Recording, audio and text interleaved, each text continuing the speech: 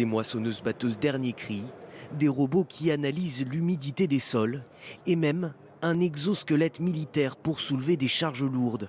Le mondial de l'agroéquipement accueille cette année près de 1800 exposants venus de 42 pays. Ce tracteur aux lignes futuristes est sans cabine de pilotage. L'agriculteur peut le programmer par ordinateur et suivre sa progression sur les champs grâce à une tablette tactile. C'est une véritable machine de guerre. Elle a une autonomie de près de 24 heures et grâce à ses radars et ses caméras, elle peut éviter tous les obstacles.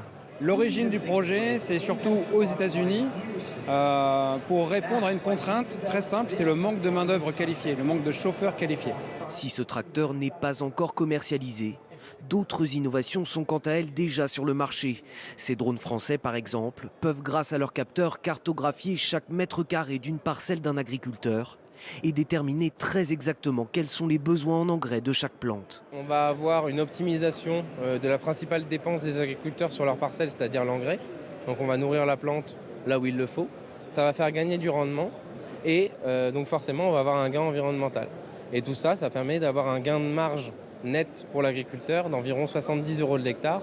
La France est le deuxième pays producteur d'agroéquipements en Europe, derrière l'Allemagne. Le marché français pèse 5,3 milliards d'euros.